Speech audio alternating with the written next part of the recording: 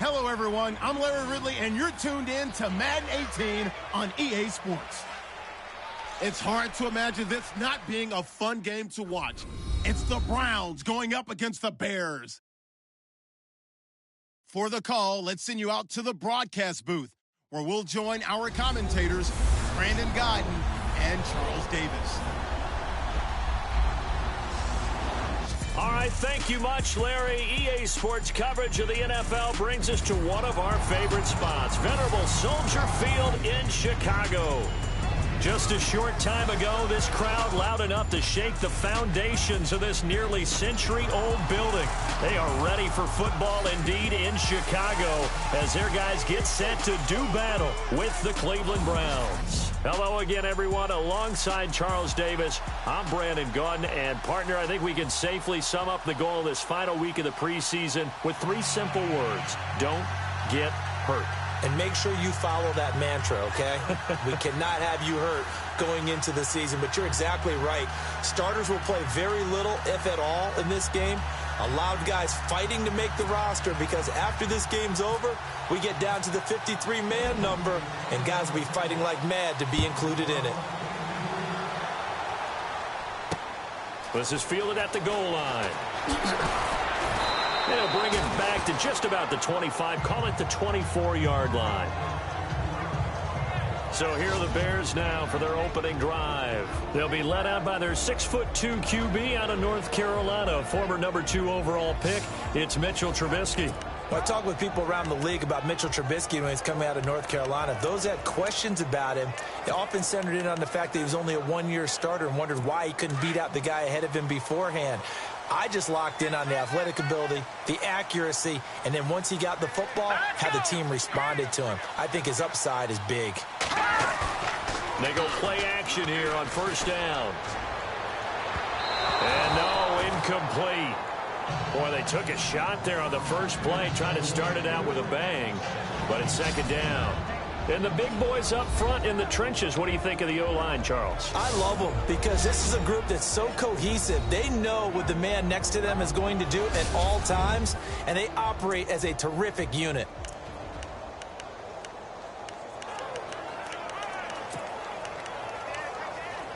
Second down now after the incompletion.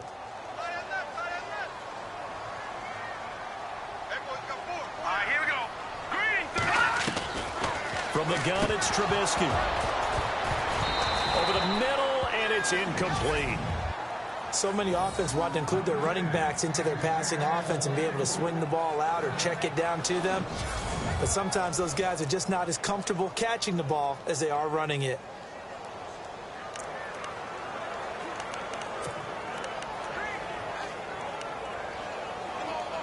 So now an early 3rd and 10 here on their opening drive.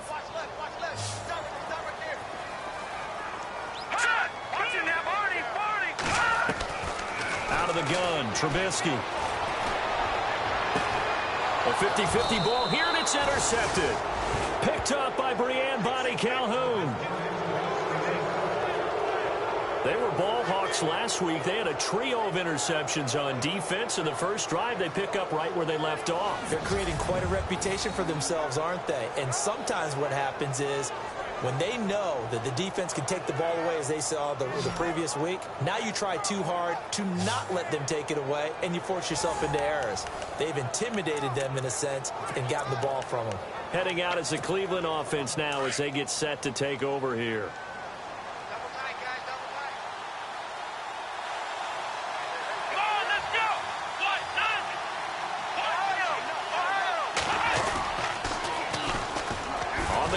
This is Isaiah Crowell. Despite the heavy running, he'll be hit and drop shy of the 45. He'll get a nice chunk there on the first down run, and it's 2nd and 4. You know what really fires up offensive linemen? When the guy that is carrying the ball behind them can create his own space and break a tackle along the way. See if they stay on the ground for 2nd down.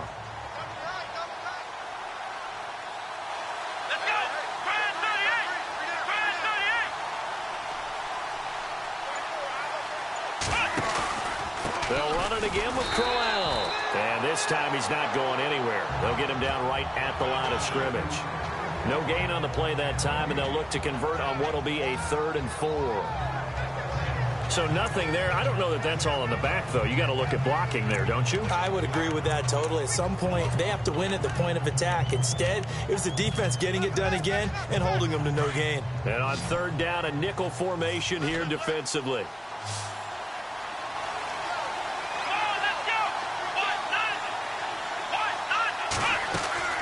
Play action now. Kaiser. And he's got his tight end in Njoku. And he gets it to the 34. Good enough for the first. That'll move the sticks for the Browns. A gain of 12. After getting that turnover on the first drive of the game, you'd hate to just stall out the momentum, go 3 and out. They're able to avoid that there. Yeah, we talk about complementary football all the time, but I think it's a little bit deeper than that. Defense went out, forced a turnover, gave the ball to the offense. It's now the offense's responsibility to pay that off for them, to show respect to it. Hey, you guys got a turnover? We appreciate it. They want to continue their drive. And he gets this one all the way down inside the 15. And a nice gain of 21 yards. This is one of those plays that has an equal chance of either being a big gain or a big loss, but with the college influence, we're seeing more of these plays come into the NFL. So after that big gain, let's see what else the offense has up its sleeve.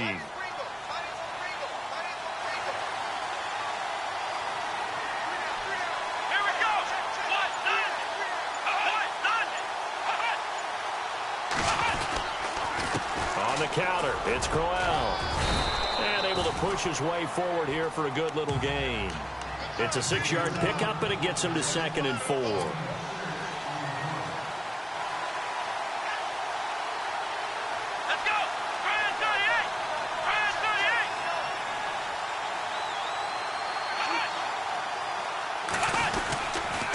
On 2nd down, here's Crowell. And he's able to get it down to the 2-yard line.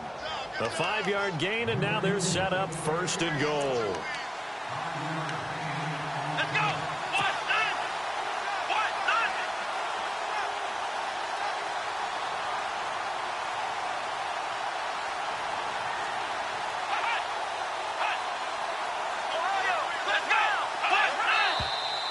And now some motion before the snap.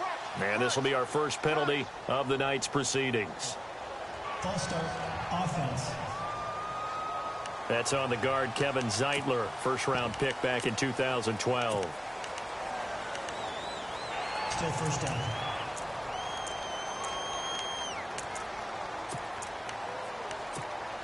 And here comes play number 6 on this drive.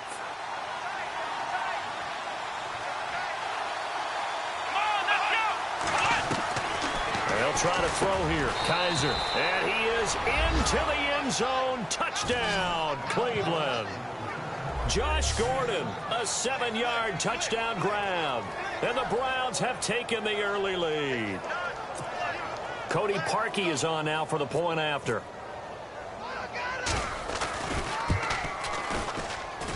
It's up and through to make it 7-0 Browns. So this drive spans 7 plays, and it's capped off by the Browns' touchdown.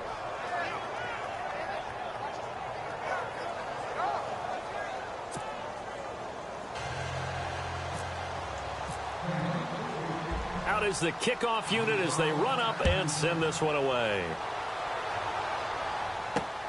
This fielded at the 2. And not a bad return here. He gets it out to the 25-yard line.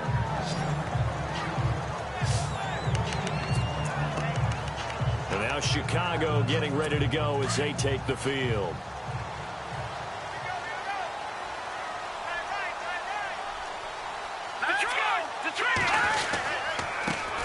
Here's carry number 1 for Jordan Howard. And he'll fight forward to about the 27-yard line. Give him a couple on the carry there. 2nd and 8. And after the play on the ground, that brings up 2nd down here.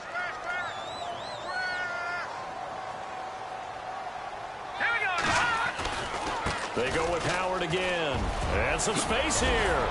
And they get him down, but not before he takes it across the 40-yard line.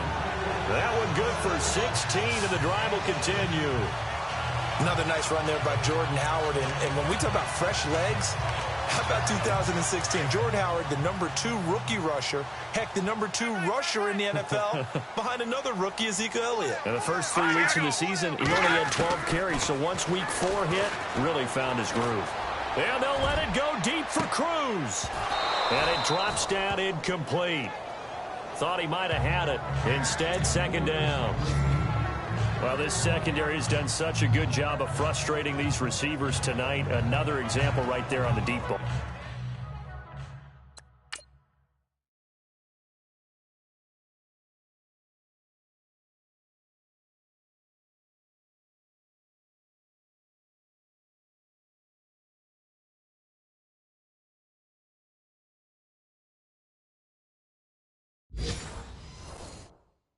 Sometimes when the sun goes down and it's just the bright lights in the stadium, there's a little extra spring in their step, doesn't it? And that's what we're seeing from the defenders. Doesn't matter whether it's man or zone, deep ball, short ball, and that was a deep one there. They're making plays on the football, contesting everything. This is Howard on 2nd down. And he's going to take this one up only to about the 44-yard line. Only a yard on the pickup there, and it'll bring up a 3rd down. Pretty good little 2-play sequence there. You force the incompletion, then a very short pickup. Yeah, now maybe you bring in an extra defensive back or 2 because you want to try and defend on 3rd down. They like to play those nickel or sub packages, don't they? On 3rd down, Trubisky. And he's got Miller. And he takes this one down all the way near the 30. The pickup of 24 on the 3rd down conversion. So finally completes his first pass. Credit the defense, though. They've been showing him some different looks, keeping him off balance. Yeah, I like the observation that you had there, because when you give him different looks and give any quarterback different looks, it takes just a little bit longer to process sometimes, and you don't throw the ball with the same confidence. You're not sure that that's where you should go with the football. And that's worked for the defense early in this game. And now he's got his first completion. Let's see if his confidence comes back and he starts to get into a nice little groove.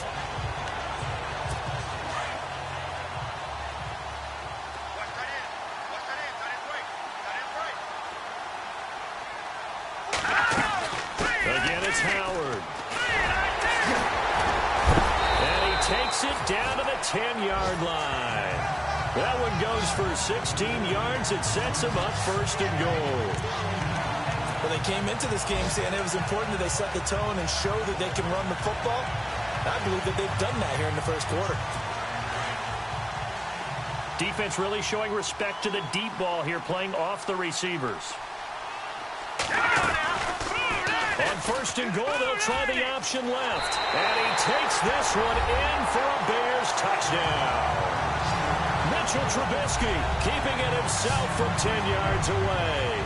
And the Bears are an extra point away from tying the football game. So they're down in the red zone. They opt to utilize his legs instead of the arm. It works out pretty well.